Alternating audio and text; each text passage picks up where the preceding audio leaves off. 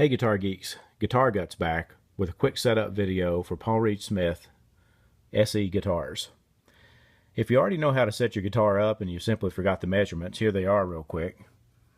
The pickup height on the high E or treble side should be 5/64, and the bass or low E side should be 6/64 away from the strings. The string height, this is measured at the 12th fret, should be 4/64 on the treble side and 5/64 on the bass side.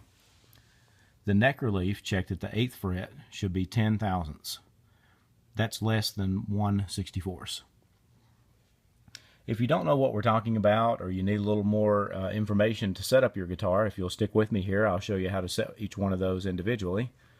You'll need a few tools. You'll need some screwdrivers, probably a Phillips screwdriver, and depending on what type of adjustment screws your pickups have, you might also need a straight screwdriver. And then you'll need the truss rod adjustment tool that came with your Paul Reed Smith guitar, and a tuner. Starting out, you'll need to install a capo at the 1st fret. We install these to get rid of the nut height as a factor in figuring out the neck relief. And if you don't have a capo to install there, you could use a doubled up rubber band held onto the back of the neck by a twist tie off a bread package. Or I've seen people use hair bows to do the same thing, kind of double them up, use a twist tie to tie them in the back and pull the strings down. I've even seen people use low-tack painter's tape to hold the strings down instead of a capo.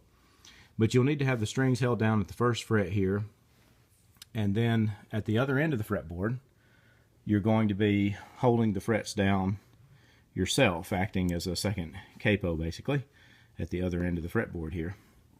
Let me move these out of the way. One really handy tool to have for guitar setups like this is a string action gauge. You can find these online fairly cheaply.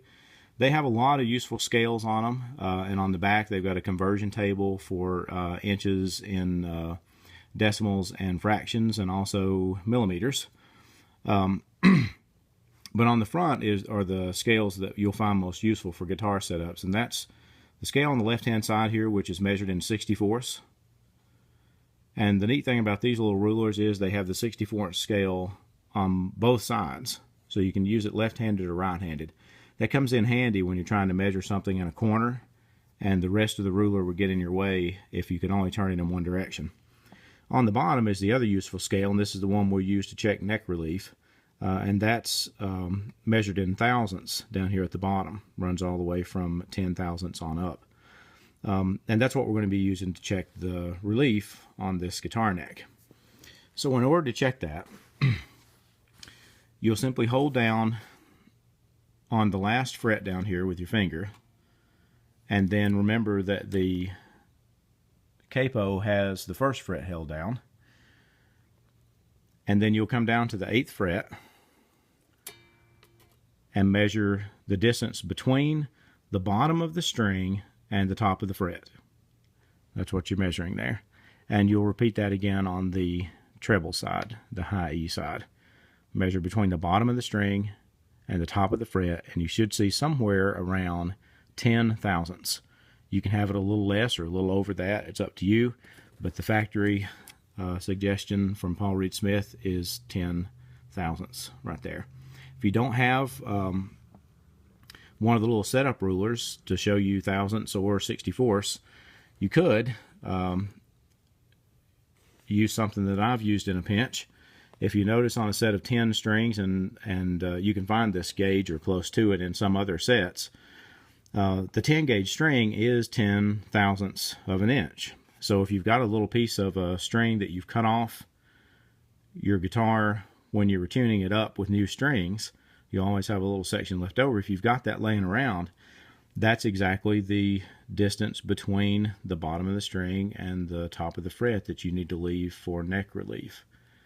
The middle of your neck needs a little bit of extra room for the string to vibrate, because it vibrates in a standing wave pattern, which means it sort of rotates more in the center of itself than it does at either end. So you need a little bit of room there for it to swing like a jump rope.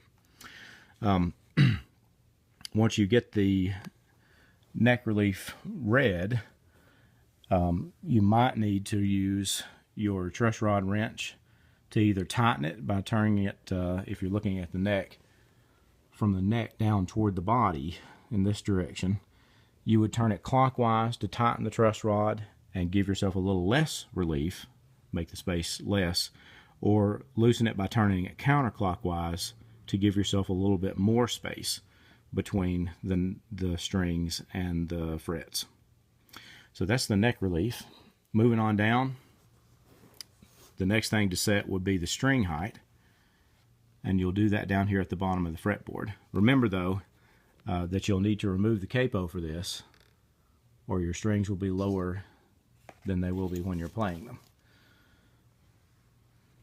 So the string height on Paul Reed Smith guitars is measured at the 12th fret, and they suggest a 4/64 clearance on the treble high E side and 5/64 on the bass or low E side. You'll measure that with your setup ruler coming down to the 12th fret.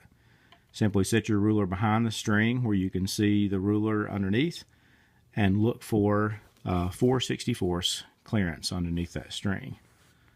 If you see a little too much clearance, you can lower the bridge, and if you see too little, you can raise the bridge. The bridge on Paul Reed Smith guitars is adjusted by moving this large adjustment screw. Be sure you use screwdrivers with heads on them that fit that slot well, or you will scratch up and sort of chip the plating on the bridges. If the screwdriver fits the hole real well, you're less likely to do that. And you'll do the same thing on the treble side. You'll set your ruler behind the string and read underneath, looking for 4/64 clearance there. And I may have said something wrong a second ago. It was 5/64 on the bass side, 4/64 on the treble side. And you can adjust to taste. You might want a little more or a little less than that, but that's what the factory recommends. Moving on down, the next thing to set is your pickup height. And the factory recommends that the pickups have 5/64 clearance on the high E treble side and 6/64 clearance on the low E bass side. You'll check those by using your 64 scale again. Now remember that when you're playing the guitar, if you're fretting a string down at the bottom of the fretboard here, if you're fretting down on the 22nd or in this case the 24th fret, your strings will be closer to the pickups when you fret there than they will be if you're not touching the string. So when you check your pickup height, always press down on that last fret, whatever it is, and then do the measurement, or your strings might be a little too far away from the pickup. So I'm measuring from the bottom of the string to the top of the pole screw. And this on these humbuckers, I always check the adjustable screw pole piece. So from the bottom of that string to the top of that pole piece should be 6/64 since I'm on the bass side. And when I check the treble side, I should get 5/64. And you can set it that way for both pickups. And this is where this little action gauge comes in handy, because you can flip it around and the end of it won't be in your way while you're checking the bridge pickup for the same thing. Now sometimes people like to have the neck pickup sit down a little bit lower. Mine happens to be than the bridge, but it's a good starting place. The factory specs are.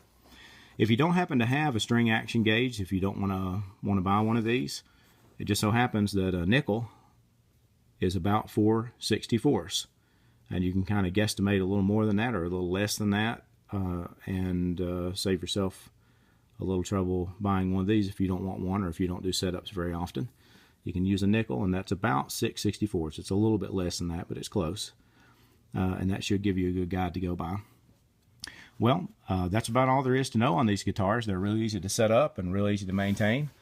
I hope the video was helpful, and I hope your guitar plays better now than it did before.